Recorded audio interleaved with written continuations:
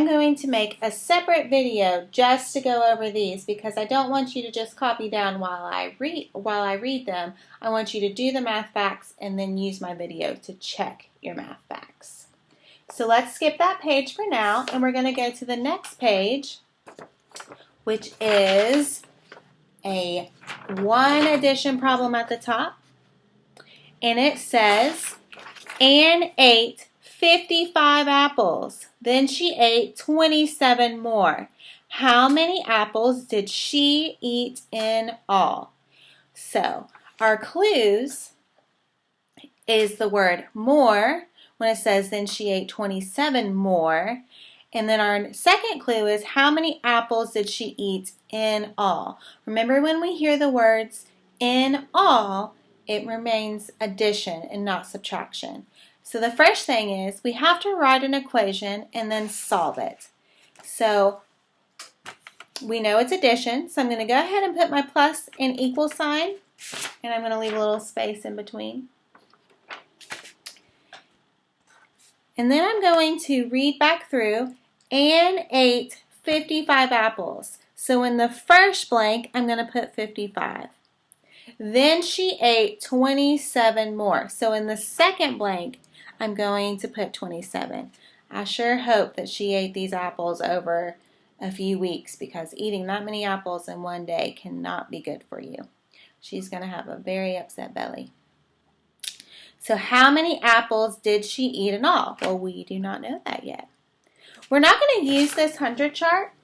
We're going to go down to where it says, draw your thinking using base 10 blocks. So our first number is 55. So we're going to draw 5 rods, so straight lines up and down, to show for our tens.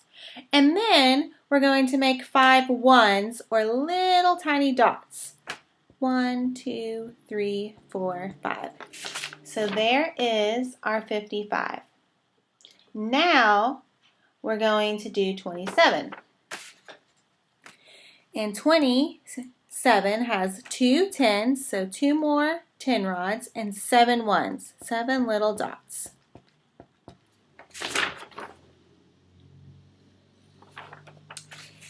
And now we count how many ones we have all together. So I'm going to start with my 5, 6, 7, 8, 9, 10, 11, 12. If we have 12 ones, we have to think, is that greater than 10? 12 is greater than 10. So we're going to circle 10 of the ones. We're going to cross those 10 ones out because we're trading them. Draw a little tiny arrow and another 10 rod. After I do that, I count how many ones I have left, and I have 2 ones left. So I'm going to write a 2 in the ones place. Then I count how many tens. 10, 20, 30, 40, 50. Can't forget the one I drew with my arrow. 60, 70, 80. So I have an 8 in my tens place. So my final answer is 82. Always remember when we're counting our tens that we have to count the one that we traded our ones for. Now we're going to do the same problem on the number line below. And if we get the same answer, then we know that we did both methods right. So right now, I want you to get 2 different colored crayons. So if you do not have them, please pause the video and go get your 2 different colored crayons, colored pencils, markers, whatever you have that you can use 2 different colors.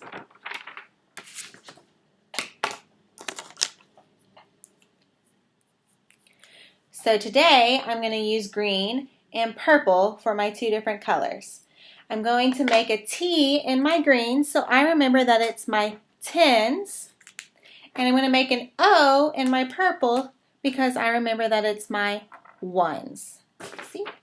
T and O. My first number in my problem is 55. So at the beginning of my number line, I'm going to make a line down and put 55. That's the beginning of my number line.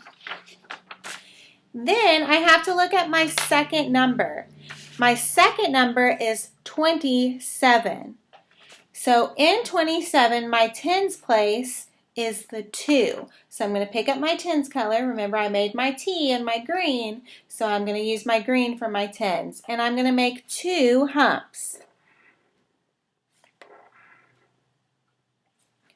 I made my 2 humps in the green. And in each hump, I'm going to put plus 10.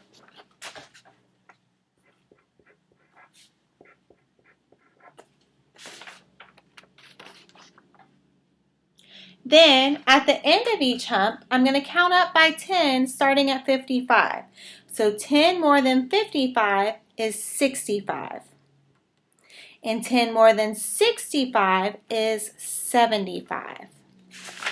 Make sure you're putting it at the end of your hump so you don't get confused.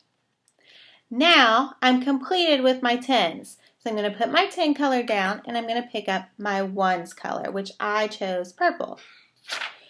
Looking at my second number is 27. There's a 7 in the ones place. So I need to make 7 little humps, but big enough that I can count them. So I'm going to start right where I stopped my 10 humps. Right where I stopped my 10 humps, I'm going to start and make my humps for my ones. And there are 7 of them because 27, 7 is in the ones place. So 1, 2, 3, 4, 5, 6, 7. Just a reminder, always make them go down to the line because it makes it easier for us to count them together. So we're going to start and we're going to trace with either our finger or pencil as we count. So 75, 76, 77, 78, 79, 80, 81, 82. So at the end of my last hump, I'm going to write the number 82.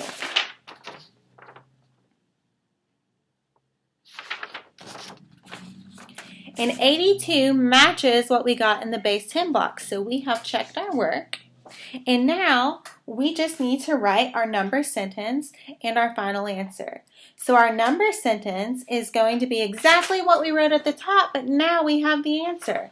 So we're going to write 55 plus 27 equals 82. And for our final answer, we're going to write 82.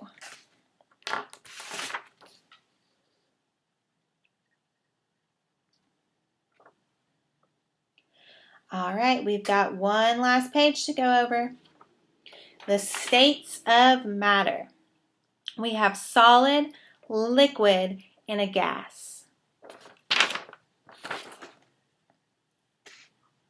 So our first word is air. And air is something that we can't really see, but we breathe it in. And air is a gas.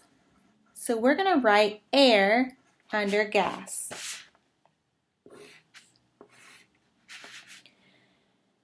The second word is table. And table is something we can touch and feel, and it doesn't just come away from us, it's solid. So anything solid like that goes under the solid column. So table will go under solid. Our next one is door. Doors, we can't walk through it, so it's not a gas. It is a solid. We can touch it and feel it, and it doesn't just move away from us. So door goes under solid. Milk. Now we can touch milk, but when we do, our hands get wet from the substance and it moves around. So solid doesn't have where it just moves. If you move a glass of milk, the milk is going to splash around. So milk is a liquid.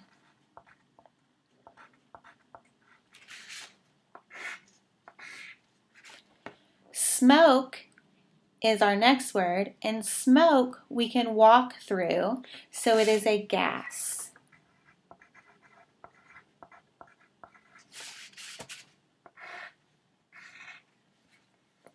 Water is something that moves. We can touch it, but it's going to get us wet.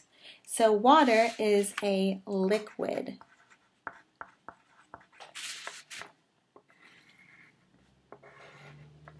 River. So what's in a river? Water. And we just learned that river and water are liquids. So we're going to put river under liquid because it is made from water, and water we just discovered was a liquid. Now we have steam. Steam is something that we can move through. So it's going to be a gas. Then rock. Rock is something we hold and it does not get us wet. It's not something that we can just go through. So rock would be a solid. Apple. Apple, we cannot walk through it. We can hold it, but it doesn't get our hand wet. So it is a solid.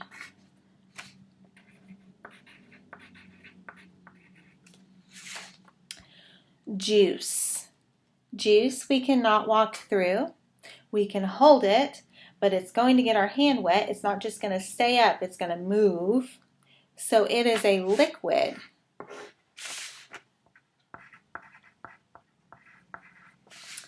Brick. We can't walk through brick. When we hold it, it doesn't get our hand wet and it doesn't flow off of our hand. It stays exactly how it is. So brick is a solid.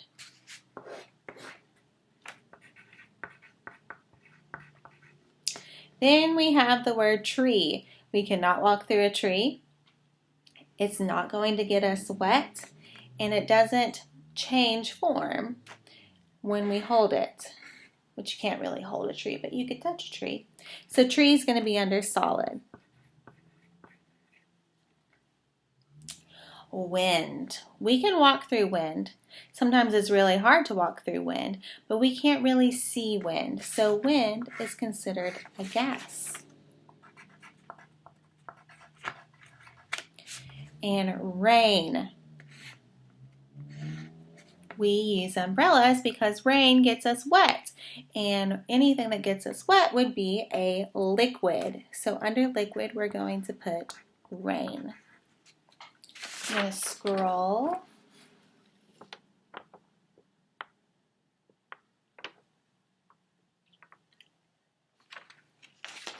Alright guys, that's all I have for our NTI Packet Day 1. I am going to post our math fact answers. I do want you to do the form by yourself and see how many you get right. I will also be reading a chapter of Humphrey and posting it separately. I hope you have a good first day at home. I miss and love you guys, and I will see you tomorrow.